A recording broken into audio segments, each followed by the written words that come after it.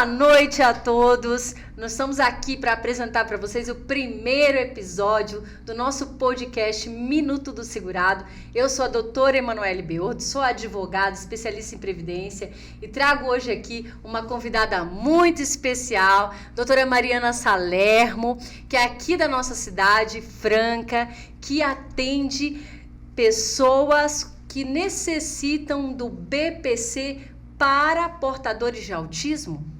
Isso. Fala um pouco, doutora Mariana, se apresenta. Muito obrigada pelo convite. Quero primeiramente agradecer, me sinto lisonjeada com esse convite. Fiquei muito feliz, porque tudo que você faz com muito capricho. É uma pessoa referência pra gente aqui em Franca na advocacia. Se precisarem de uma advogada especialista em regime próprio, é quem todo mundo se socorre aqui na advocacia de Franca. Obrigada. Eu vim trazer um pouquinho sobre esse tema que é muito caro para mim. Atualmente tem se falado um pouco mais sobre o BPC para autistas, no geral, não só para crianças, porque hoje os diagnósticos eles estão sendo tardios, mas as pessoas adultas também estão tendo seus diagnósticos. Então, o benefício assistencial, também conhecido como LOAS, que é o nome da Lei Orgânica de Assistência Social, a abreviação é LOAS, e BPC é a abreviação de Benefício de Prestação Continuada. Muito prazer! A abreviação, como é um nome muito grande, a gente dá uma encurtada para que fique mais fácil para as pessoas saberem. Sim. E levar o direito de forma mais simplificada, que é o seu intuito aqui, né? Trazer de uma forma descontraída, de uma forma leve, para que quem precise ter acesso, quem tenha necessidade desses benefícios, possam entender de forma mais facilitada. Que bacana. Doutora Mariana, eu tenho uma pergunta assim, né? Porque a gente que é advogada, a gente se apaixona por uma área. E aí a gente começa a trabalhar e fluir naquela área de acordo com um evento ali, com algo que aconteceu, ou durante a formação, ou depois durante uma especialização. Como foi teu encontro? Como foi que você se encontrou assim? Porque eu vejo muito você divulgar isso e por isso que eu te convidei, porque você é uma referência aqui na nossa cidade, né? Na questão do benefício de prestação continuada para pessoas com autismo. Então, assim, eu queria saber como foi para você, como que isso iniciou na sua carreira. Certo.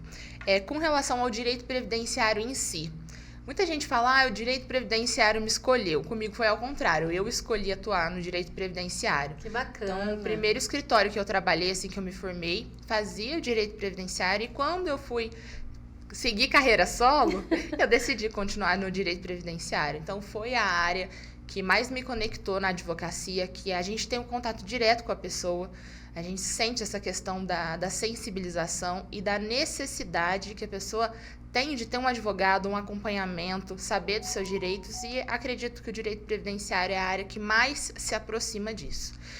E dentro do direito previdenciário, existe esse nicho que é de pessoas, pessoas que precisam ainda mais, são pessoas mais carentes, pessoas mais necessitadas, que os requisitos do BPC LOAS, eles são diretamente para pessoas de baixa renda, em situação de vulnerabilidade. E isso já restringe muito o nosso público. Então, quando você fala dessa parcela da população que está em situações muito complicadas e muito à margem da sociedade, muitas vezes elas ficam de lado. Tem muitos advogados que falam, não, mas eu não vou trabalhar com BPC LOAS, porque um salário mínimo, o que isso vai mudar na minha vida? Mas vai muito além disso. O BPC, trabalhar com BPC é você ver realmente a transformação na vida daquela família, porque para quem não tem nada, um salário mínimo pode ser muito. É verdade. Pode salvar, né, a vida de uma família inteira, de muitas pessoas. E eu acho que isso é muito bacana você trazer isso, né? Porque a gente às vezes fica muito alienado em relação a isso, a necessidade de olhar para o BPC como uma proteção social que ele tem na vida de uma família. Às vezes uma criança... E aí, doutora Mariana, você me corrige se eu estiver errada, né? Se eu falar algo que às vezes não pode ir de encontro, porque eu não sou especialista nisso e por isso eu trouxe você aqui. Mas assim, às vezes uma mãe fica impossibilitada, tem uma criança, né, com autismo e não pode, às vezes, trabalhar, porque tem que ficar em função.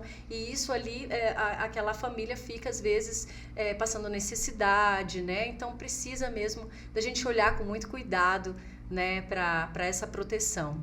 Você vê isso muito no seu escritório? Como que é isso no seu dia a dia? Assim, quem são hoje o teu maior público? Quem mais procura o BPC?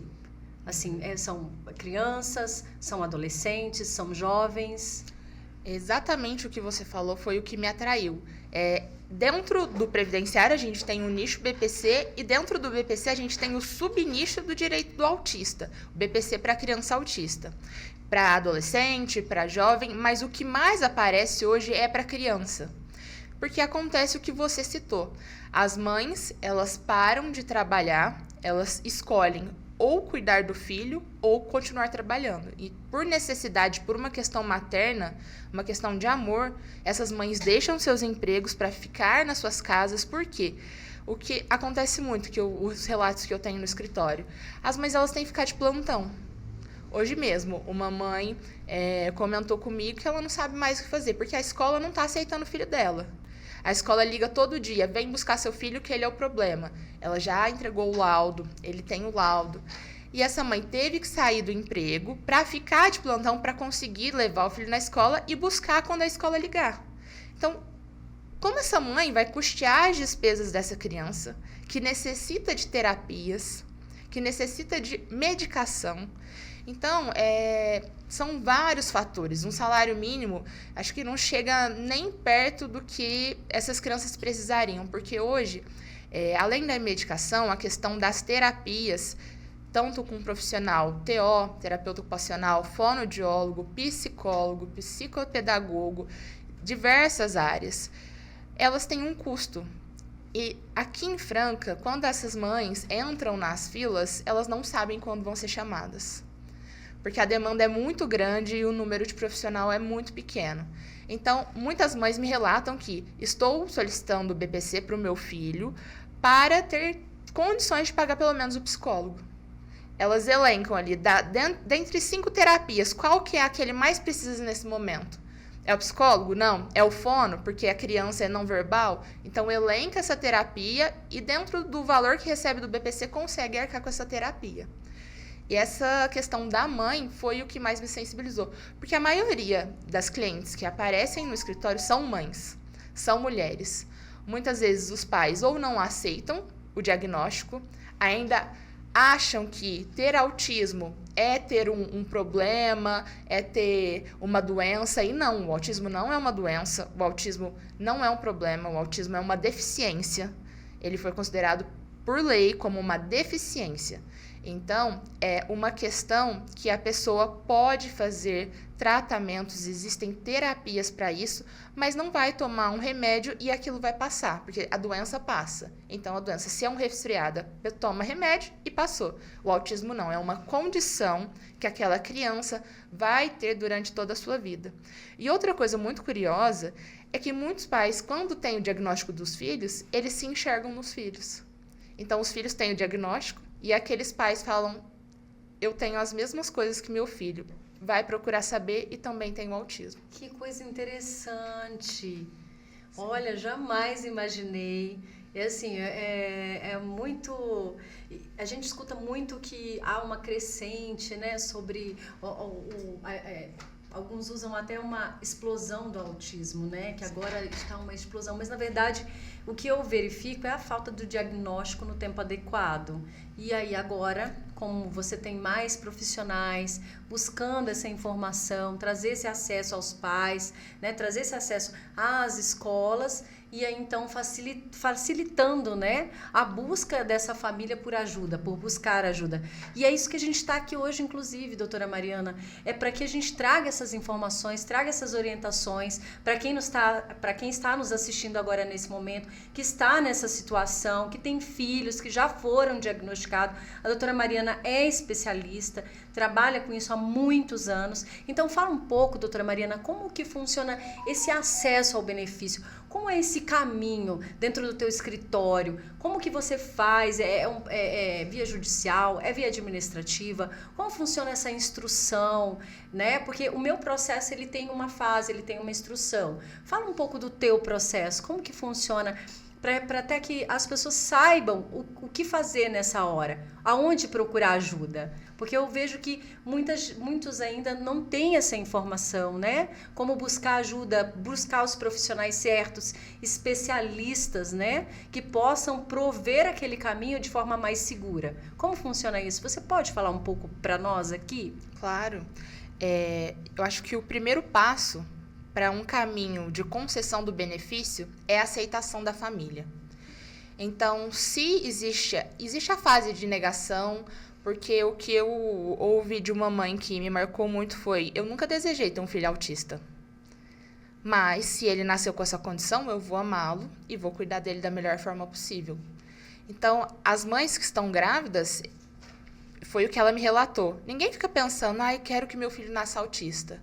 Mas você não vai deixar de amar o seu filho, você não vai deixar de procurar o suporte possível, o melhor suporte necessário para aquela criança. Então, aceitar o diagnóstico, reconhecer as necessidades e as dificuldades de uma criança autista é muito importante. Porque eu ainda não sou mãe, mas você como mãe vai poder falar melhor do que eu. Porque existe muito uma comparação. Meu filho começou a falar com 2 anos. Mas o meu tem 1 ano e já fala de tudo. Existem muitas crianças autistas que são não verbais. Então, essas crianças elas podem começar a falar aos 4, aos 5 anos. Tem adolescentes de 12 anos que ainda não verbalizam.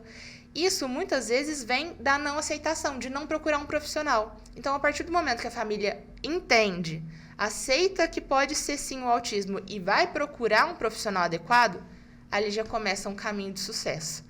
Porque a partir disso você consegue o tratamento adequado, vai ter acesso aos profissionais que o seu filho necessita e, então, poder ter acesso a um benefício, caso haja essa necessidade. É importante a gente deixar claro aqui que o BPC ele não é para todo mundo. Não basta você ser autista que você vai receber o benefício, não é assim. Muitas pessoas me perguntam, meu filho estuda escola particular, eu sou funcionário público, tenho um ótimo salário, meu marido também, mas meu filho não vai conseguir trabalhar, então eu quero que ele tenha esse benefício. Não funciona dessa forma. O benefício de prestação continuada, ele precisa preencher o requisito da baixa renda. Então, a família tem que ter inscrição no cadastro único, inscrição atualizada, é importante reforçar isso, que vale por 2 anos. Então, se você tem uma inscrição feita em 2019, hoje essa inscrição já não vale mais, você precisa atualizar a cada 2 anos para continuar com o benefício e para solicitar o benefício. Superada essa fase do cadastro único, ter um laudo recente é muito importante, um laudo completo. Hoje, aqui em Franca, eu agradeço muito aos médicos que estão atendendo essas crianças, tanto da rede pública quanto da rede particular. Principalmente as médicas, elas têm uma sensibilidade e elas procuram ajudar, descrevendo todas as necessidades no laudo. Porque a gente que trabalha nessa área previdenciária vê a dificuldade, às vezes, de ter um laudo bem feito, um laudo completo. Mas no caso de crianças autistas, os médicos, eles, na maioria das vezes, detalham com todas as necessidades. Então, eles colocam o CID, colocam as terapias necessárias, colocam quais tratamentos adequados, sobre o diagnóstico. E, na grande maioria das vezes, o autismo não vem só o autismo, ele não vem separado. Ou ele vem com um déficit de atenção, ou ele vem com uma deficiência intelectual. Então, o autismo, na grande maioria das vezes, ele está ao lado de outras características, outras deficiências. E aí, conseguiu o cadastro único, fez o cadastro, está atualizado, conseguiu o laudo médico. O próximo caminho, verificar quais são as condições daquela família. Essa mãe, esse pai, trabalham com carteira assinada, quantas pessoas tem na casa? A gente precisa fazer ali uma conta da renda para ver se vai ultrapassar, se não vai. e aí sim fazer o pedido administrativo. Não tem como conseguir o BPC pulando a fase administrativa. Necessariamente a gente tem que dar entrada no INSS, fazer a solicitação. Essa criança, estamos falando agora da criança com autismo, especificamente. Essa criança vai passar por 2 perícias, perícia médica e perícia social. Na verdade, é uma avaliação social. Na avaliação social, a assistente social vai conversar com aquela criança ou com o seu responsável, com a mãe ou com o pai. Geralmente é mãe, então eu já arredondo para a mãe. Vai conversar, saber como funciona o dia a dia, quais são as dificuldades, como que aquela família está enfrentando aquele momento, a mãe deixou de trabalhar, quais são os obstáculos que a criança tem no dia a dia, na escola. Então, o assistente social se preocupa com essa parte. E o médico, na avaliação médica, vai analisar o laudo, vai analisar a documentação e vai verificar as condições daquela criança. Realmente diagnosticar. Depois do diagnóstico do laudo entregue, ele vai confirmar para o INSS se aquela criança tem as condições necessárias para receber o benefício ou não. Se tiver a confirmação tanto da perícia médica quanto da avaliação social, provavelmente essa criança vai receber o benefício. Mas não é tão simples, tem uma série de documentação. Imagina, é onde o advogado entra aí também, né, doutora Mariana, para ajudar a construir esse processo, né? Porque eu acho muito importante a gente falar também aqui, para quem está assistindo nesse momento, que não basta tudo o que você falou, ter o laudo, ter o cadastro único, mas ter também ali o acompanhamento do profissional adequado, né? Para poder ajudar esse caminho aí, a construir esse caminho para a concessão do benefício futuro, né? E deixa eu perguntar uma coisa para você, como é isso no teu dia a dia, assim, no teu escritório? Como que você administra essas questões com os pais, né? Com as mães, como você mesmo falou, que te procuram como especialista para ajudar, né, a construir essa concessão junto? Como que você trabalha assim, essa construção, né? Do acolhimento, que eu vejo você falar muito nas suas redes sociais sobre o acolhimento. E acho importante a gente falar sobre isso, porque a gente vem de uma época de atendimento muito técnico, né? Assim, uma previdência com uma advocacia muito rígida. E eu vejo você falar muito isso sobre o acolhimento, sobre ouvir, ter a sensibilidade de ouvir. Você sempre está falando isso e chega a inspirar mesmo, porque eu te acompanho nos teus stories e eu falo, gente, que delícia, né? Deve ser maravilhoso esse contato com as pessoas, do acolhimento, de ter essa sensibilidade. Como é que você faz, assim, vamos dizer, esse atendimento dessas mamães que chegam até você? É a parte mais prazerosa e a mais dolorosa também, porque ouvir as histórias, todos os sacrifícios, tudo que essas famílias passam é muito doloroso. Mas saber que aquilo pode ter uma solução, que a gente pode ajudar de alguma forma, é o melhor resultado que pode trazer. Então, a primeira coisa é saber ouvir. Então, acolher o que você falou, ouvir, entender a situação. Porque, às vezes, a mãe acha que só um filho tem direito de receber o benefício. E ali, conversando, você pode ver que pode ter outro filho. 2? 2 filhos na mesma casa. Na mesma casa, podem receber 2 BPCs, 2 LOAs? Sim. Nossa, não imaginava. Não existe um limite. Então, se essa mãe tem 5 filhos, 2 com autismo, outro com algum outro tipo de deficiência, pode ser que todos recebam. Então, se todos se enquadrarem nos requisitos, não existe um limite máximo para que dentro da mesma família, da mesma casa, a quantidade de pessoas seja só aquele limite e pronto. Não, todo mundo pode receber. E muitas mães têm essa dúvida, falam, olha, um filho meu já foi diagnosticado, agora eu estou investigando o outro, mas só um vai receber? Não. A gente pode solicitar para o outro, sim. Não é de forma automática, tem que passar por todo o caminho da solicitação. E uma coisa que eu falo muito para essas mães, tem que acreditar. Essa questão do processo administrativo, Quando a gente fala de INSS, muitas pessoas já torcem o nariz, porque querendo ou não, a gente sabe das dificuldades do atendimento, muitas pessoas não são atendidas, não têm o acolhimento, chegam, são tratadas de qualquer forma. E justamente por isso, nós como advogados temos o papel de fazer com que elas se sintam de forma diferente do que aconteceu num órgão público, que infelizmente acontece pelo N fatores que a gente sabe, mas o INSS pode ser o caminho mais rápido. As pessoas acham que não, o juiz vai resolver minha vida, o juiz que vai me dar o benefício, mas não. O INSS, ele paga mais rápido, a concessão pode ser mais rápida, porque a via judicial é muito demorada. Então, o meu foco hoje é no administrativo. Então, essas mães que são acolhidas, a gente tem uma urgência em resolver esses casos, protocolar esses pedidos o quanto antes, analisar essa documentação, passar para elas o que é necessário, porque muitas mães chegam sem a documentação necessária.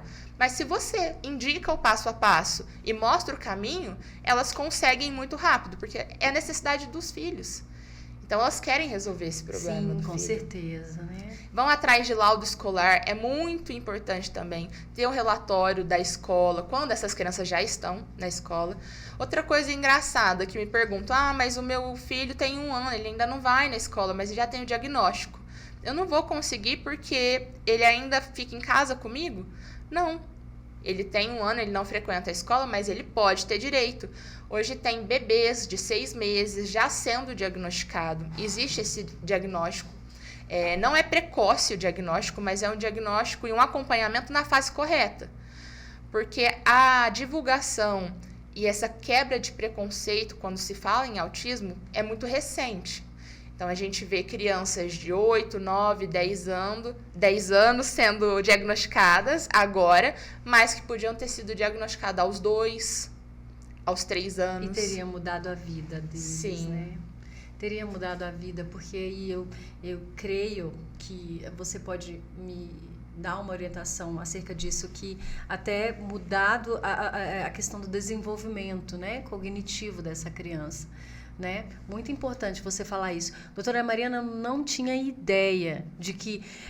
eu imagino, eu escuto falar de BPC, ele faz parte da Previdência, né? Não é uma área que eu não atuo no meu escritório, mas o que acontece? Eu não imaginava que várias crianças numa mesma casa teriam condições de ter direito ao benefício, porque o que a gente escuta é que apenas um tem direito, né? Falar, não, se tem ali um que teve a concessão do benefício, o outro não vai ter direito. Isso é o que a gente escuta normalmente. E é muito bom você trazer isso, porque acredito que tenha muitas mães nessas condições, né? Com mais de um filho com autismo. E é muito importante a gente enfatizar isso para que essas mães despertem, né? Às vezes está ali passando necessidade com medicamentos, né? Talvez, não sei, você vai falar, mas medicamentos ou alguma despesa extra, né? E esse segundo benefício ajudaria e muito aí a vida dessas crianças, né? Doutora Mariana, eu estou extremamente encantada de você me trazer para dentro desse universo, porque eu, como advogada de servidor público, eu não tenho tanto contato com criança, não tenho contato com esses aspectos, né? E é muito bacana você trazer essa questão do nosso olhar para o autismo de uma maneira diferente, trazer essa sensibilidade, né? Trazer aspectos do desenvolvimento, do caráter, vamos dizer assim, de investigação, né? Tanto na escola, que tem um conjunto multidisciplinar de pessoas envolvidas nesse trabalho, para a gente trazer essa informação, né? Trazer essa construção desse diálogo, né? Para dentro da nossa sociedade, que eu acho muito importante. Porque o que eu vejo hoje, né? Muitas famílias não têm informação, não têm acesso a essa informação. E é uma informação muito preciosa, né? Então, eu queria que você falasse agora, assim, talvez para a gente encerrar aqui a nossa entrevista de hoje, né? Sobre esse diagnóstico, que não vou dizer diagnóstico porque eu seria muito imprudente, né? Mas fase assim que você percebe hoje dentro do seu escritório que as crianças chegam, ou às vezes da escola, ou as mães te procuram, tem uma média de idade hoje que você fala assim, olha, seria a idade hoje que eu mais atuo, se é uma idade que eu percebo que, né, de uma forma de um diagnóstico tardio, mas que é entre tantos e tantos anos, uma faixa etária de idade, assim, para a gente ter esse norte, essa ideia hoje dessa quantidade de crianças que estão nessa situação, mais ou menos, ou a faixa etária de idade, você poderia trazer isso para nós? Sim, eu vou falar do escritório, que eu percebo. Hoje a faixa vai de 4 a 6 anos. É uma faixa etária que o diagnóstico ele não é tardio e ele não é precoce, não é uma coisa muito recente, mas é uma faixa etária em que as crianças normalmente já estão na escola e os professores muitas vezes abrem os olhos dessa mãe. Você já procurou saber? Você já procurou um neuro? Você já procurou um psiquiatra? A criança tem esses comportamentos. Então, os professores, quando essas crianças já estão na escola, alertam os pais. E isso ajuda. Então, eu acredito que nessa idade de 4 a 6 é a idade que mais está chegando no escritório e pode coincidir por essa questão da fase escolar.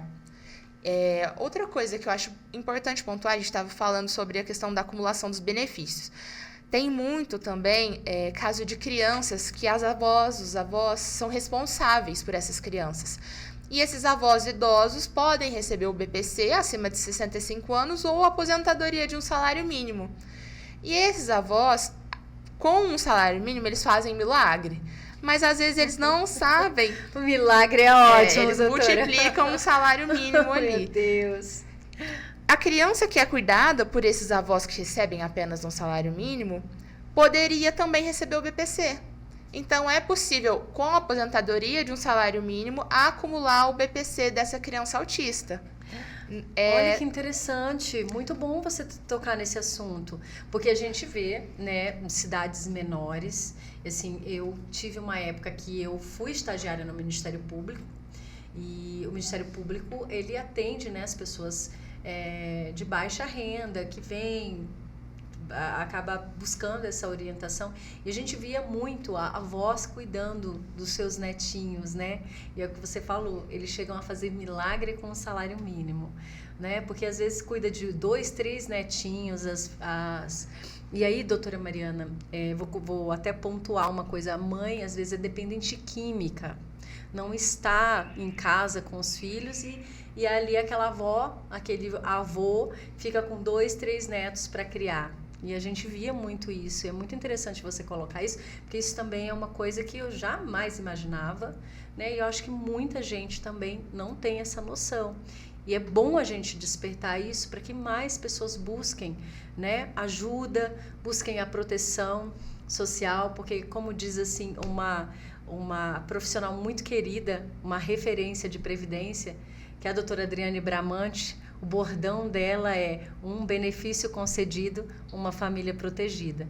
Então, acho muito importante a gente trazer essa informação, porque é justamente isso que, com certeza, você busca todos os dias no seu escritório, é proteger as famílias, não é verdade? É isso que a gente leva como lema, como objetivo de vida, levar informação, divulgar o direito, que por mais que às vezes a pessoa não tenha o direito, ela sabe que existe, ela pode indicar para o vizinho, ela pode indicar para uma amiga. Exatamente. Então, quando a pessoa tem a informação, essa informação ela é espalhada de forma automática, as pessoas gostam muito, se preocupam com as outras, então é uma coisa tão simples, você saber do seu direito pode ajudar não só você, mas o próximo também. Verdade, verdade. E o BPC é um benefício assistencial, é um benefício de renda mínima, mas que ajuda e atinge essa parte mais carente da população hoje. E traz o alimento para a mesa de muitas famílias, né? Sim. Doutora Mariana, eu estou encantada. Não foi à toa que eu te trouxe para o nosso primeiro episódio. Acho que a gente abriu com chave de ouro. Estou muito feliz de ter você aqui comigo. Você é uma colega querida, um amor. Eu vejo tanto que você trata seus clientes, eu vejo seus atendimentos, te acompanho. Você me inspira. Estou muito emocionada de ter você aqui hoje. Agradeço imensamente o seu profissionalismo. Obrigada por contribuir tanto com a nossa advocacia e contribuir para que mais e mais famílias sejam protegidas através do teu trabalho. Parabéns, uma salva de palmas para você. Obrigada, fico muito feliz, muito grata com esses elogios que são os mesmos que eu faço a você, não só aqui na frente das câmeras, mas você sabe tanto que você é uma pessoa especial, uma advogada ímpar de um conhecimento fenomenal, e trazer essa oportunidade para que as pessoas tenham acesso gratuito através das redes sociais aos seus direitos é a melhor coisa que a advocacia pode proporcionar para os seus clientes. Ai, muito bom, muito obrigada. A gente Obrigada. tem que contribuir, né? Contribuir faz parte da nossa característica, né? O advogado é essencial à justiça, e só a justiça quando eles têm acesso ao conhecimento e têm acesso a nós, ao nosso trabalho, né? Então, eu dou por encerrado esse episódio de hoje. Aqui, muito obrigada, quero agradecer todos que nos acompanharam, todos que estiveram conosco aqui nesse momento. Sigam as nossas redes sociais, doutora Mariana Salermo. Fala, doutora Mariana, qual é a sua rede social? Para o pessoal que está aqui nos assistindo, possa te achar na sua rede social, te seguir, ver que o seu conteúdo é valioso, porque eu te acompanho e sei o quanto que é valioso. Fala aí um pouquinho da tua rede social. No Instagram é Mariana Salerno, ADV, abreviação de advogada, e lá eu não posto só sobre previdenciário, eu gosto de misturar o dia a dia, a vida também. Mas é muito importante a gente ter essa rede social como canal de conexão com o cliente e de também levar a informação. Porque existem tantas leis, tantas atualizações no direito previdenciário, e o Instagram é uma via rápida que a gente consegue informar as pessoas. É verdade, a gente tem que aproveitar isso. Então sigam ela, sigam o nosso canal também, a gente vai sempre compartilhar muitas informações aqui para que você tenha acesso a um conteúdo jurídico, a um conteúdo informativo de uma maneira leve, tranquila e tenha acesso aos seus direitos. Muito obrigada, uma boa noite.